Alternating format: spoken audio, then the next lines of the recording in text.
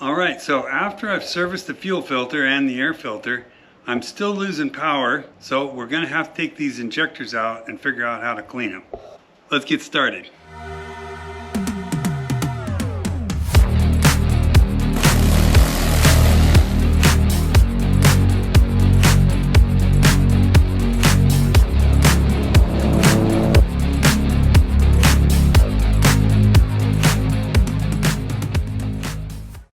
Dr. Ross here, welcome back to the channel.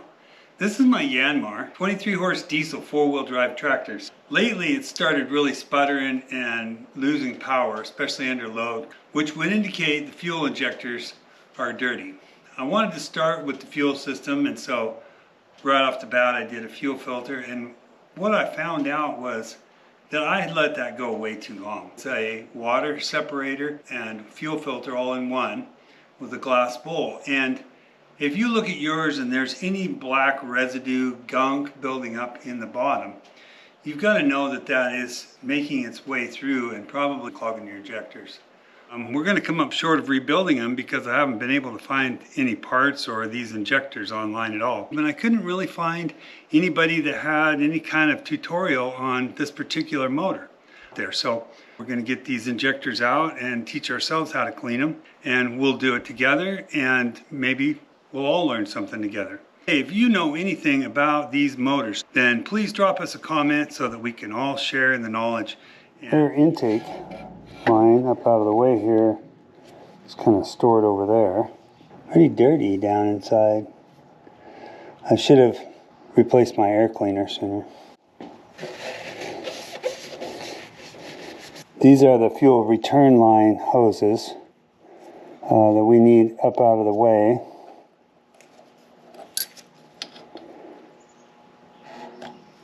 And we'll just remove those so that we can get access to our fuel line here.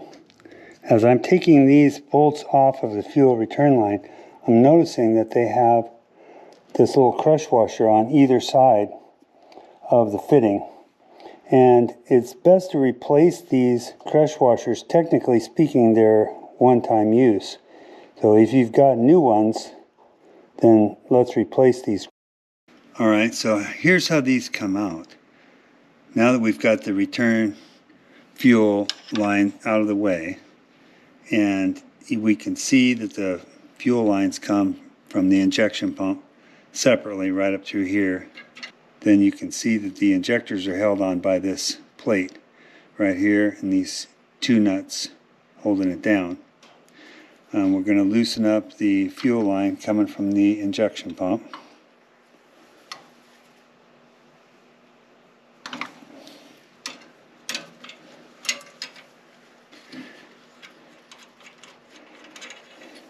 So that's free. Then we're going to loosen these top two nuts that are holding this collar down, which is just pressing down.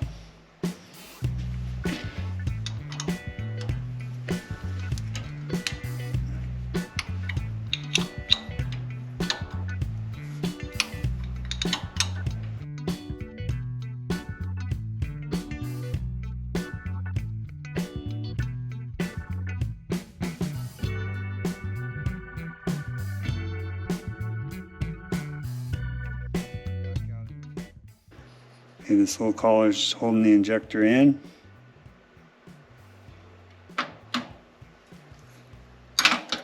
Make sure the fuel line is free.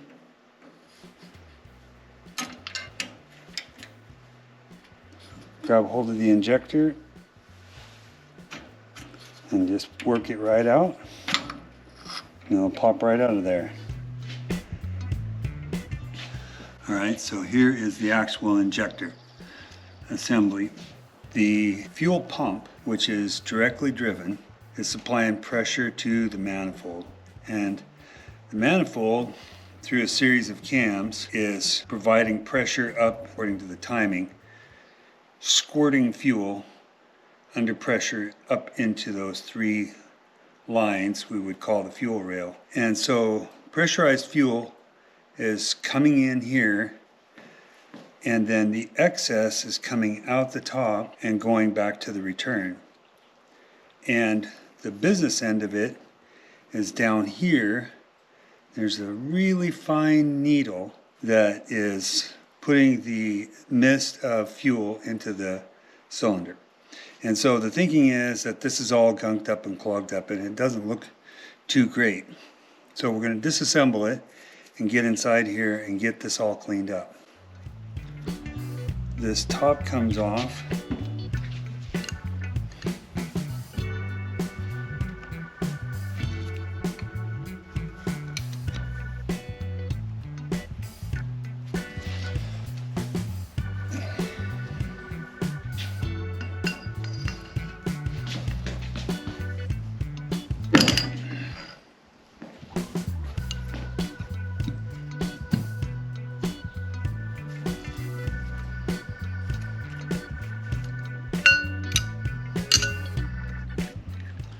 We'll take the top part off, and there's another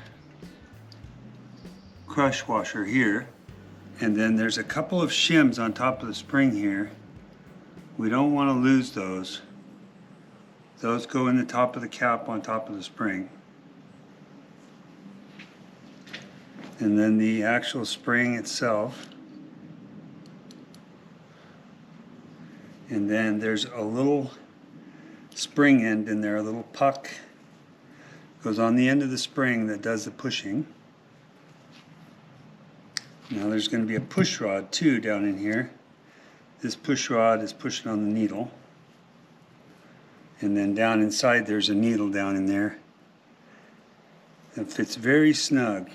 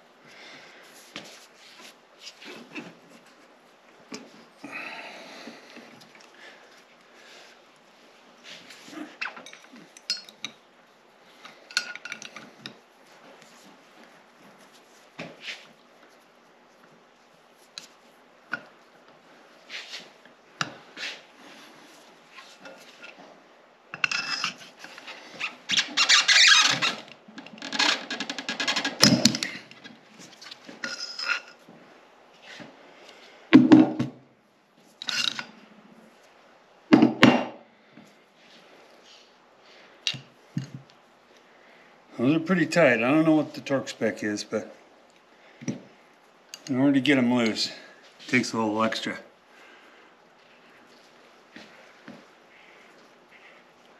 Alright, so down inside here is the actual needle and seat.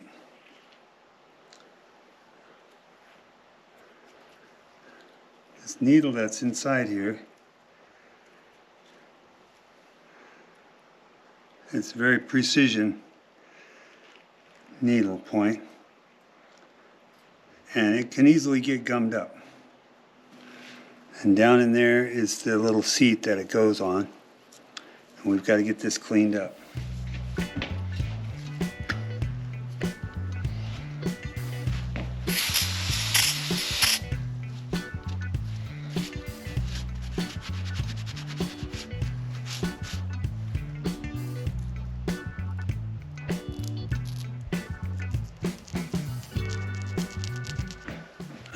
I'm using a wooden pick because it's much softer than the metal.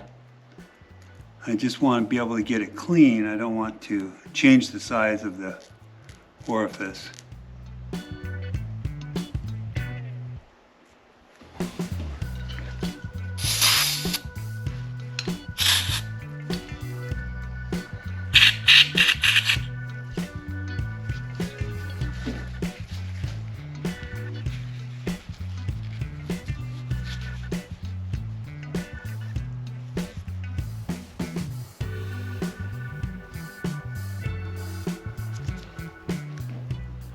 This would be the critical component, and the seat that's in here comes out in this needle, and if I had replacements, you wanted to rebuild these injectors, you'd basically be replacing this needle and the seat that it goes into. You can feel it just slightly protruding, the very sharpest part out of there.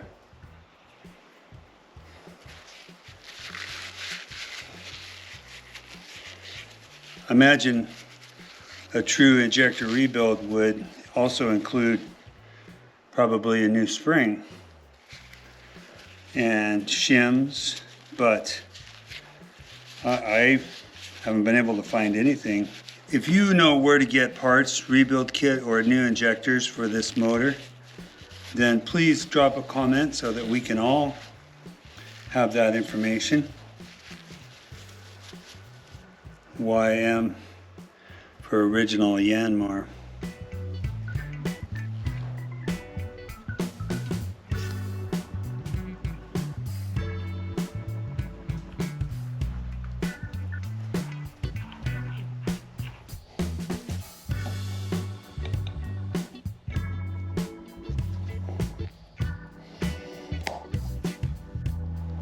They were really tight, coming apart. So, trying to make sure that it's good and tight going back together. If you have access to the torque specs on this assembly, you could put that there in the comments for me too. All right, so the next thing that goes down there is this push rod. And it pushes on top of the needle.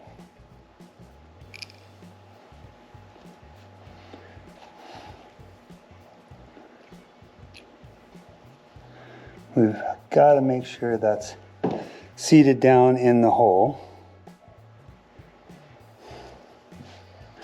And then the little tapper is going to push on the top of it, and that engages the spring.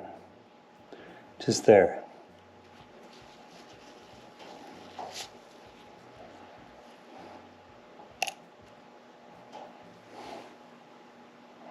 Got it perfect that time. All of this area down in here has fuel in it all the time. So this would be where, if there was any gunk and debris, and we want to get it all cleaned out.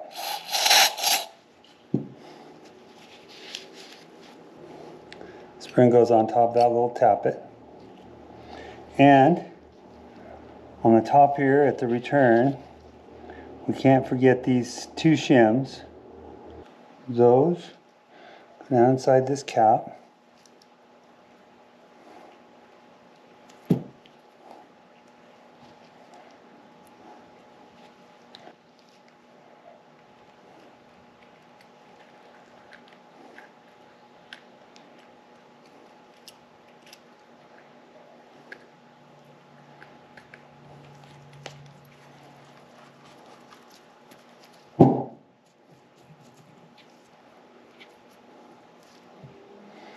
All right. Let's just tighten this to the proper specification.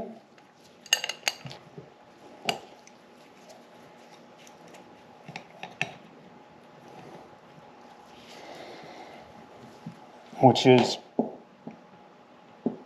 really, really tight, the way I remember it. Presto. So we've got one not rebuilt, but disassembled and cleaned injector. Hopefully that's going to solve the problem. Okay, it's time to reassemble. And in cleaning out these holes where the injectors go, there's a lot of rust and goop in here. Although I don't think there's any danger of that clogging the injector.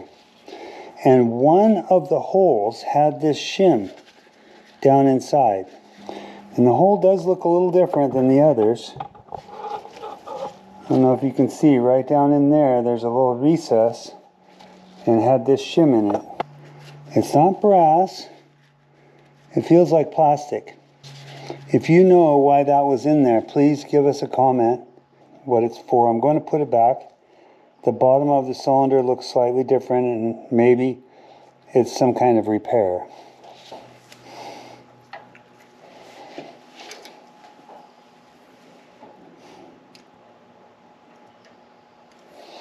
And it does just fill the space underneath the injector, as if that needed a bit of a lift. I didn't see any of those in any of the others. I'll be sure and put the same injector back in that hole. You can see a bit of a halo where that spacer was.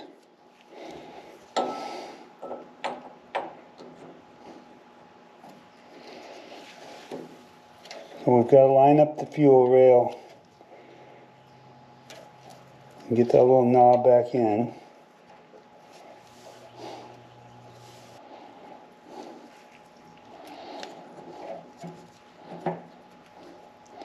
I tried not to bend these too much because I want them to go back together. So what I'm going to do is try to get them restarted in their holes.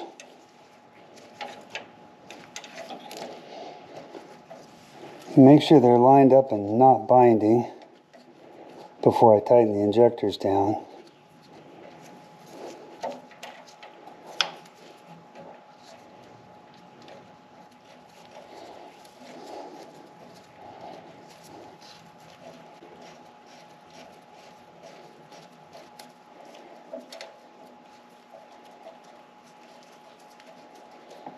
Alright, it's lined up and threading in easily now. Okay, I don't need these to be tight. In fact, I might need to bleed the air out of them. So I'm just going to make sure they're seated where they go. And I'm going to put these little pressers back on where they go.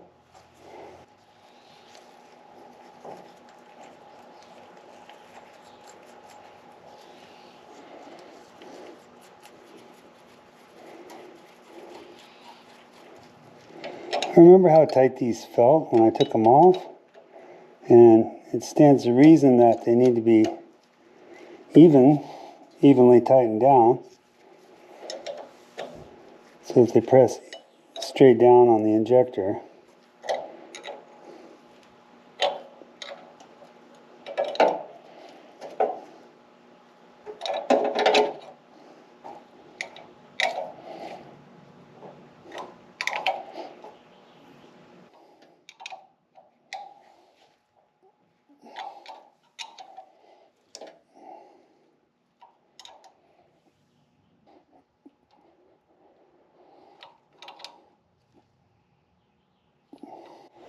Here's a little mechanics logic for you. You ever notice that your wrenches are shorter and they get longer as they get up? And there's an engineered reason for that, because a bolt that takes this size nut will take about that much force to tighten it properly, whereas the bigger nut needs more force to be tightened properly. And although it's not a true way to gauge torque spec, as a mechanic, when you begin to develop a feel, it will tend to be equivalent depending on what size bolt you're working with. So I was just using the 13 millimeter on these bolts, and so the tightness that I'm feeling is about right because of the length that the wrench is made. It's not technical by any means, but there's a reason why your wrenches are at graduating lengths. Alright, I've got all these tightened down. Now I'm going to go and tighten up these nuts for the fuel. Not completely tight because I plan to go back and bleed the air out of these. Alright, now I'm ready to put the return fuel line on. And I do have the right sized new crush washers, so I'm going to use new ones. We don't want any leaks here.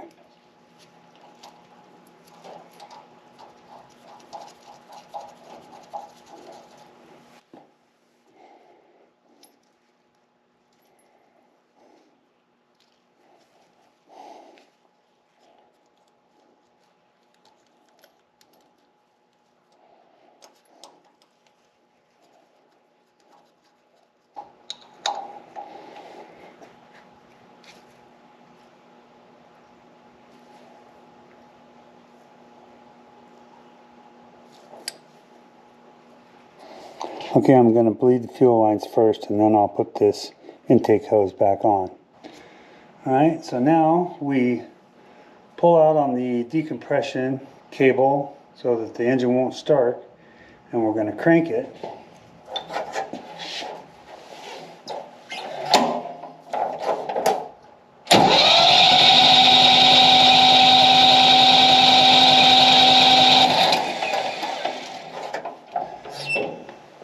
Now, I don't know if you saw that on camera. This one started to bubble, and then there was little spurts coming out.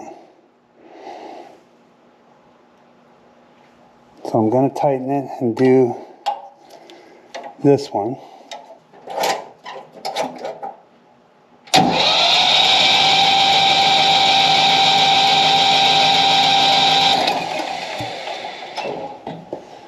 At first it bubbled, and then it began to spurt.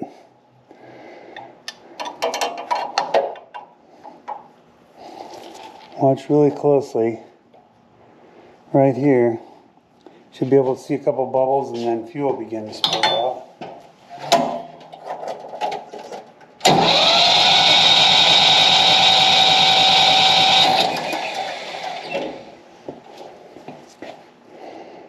So I feel pretty comfortable now that I've gotten the air out of these lines.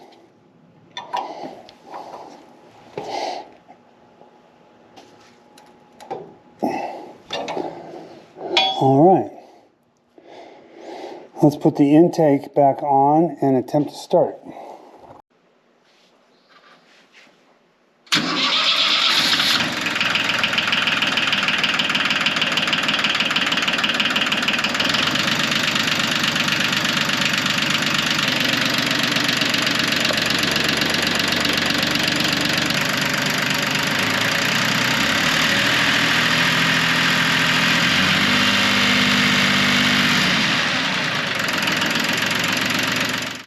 Alright, well, it started right up and I can't find any fuel leaks. So, got to get out there and climb a hill with some higher RPMs and see if the sputtering is actually gone.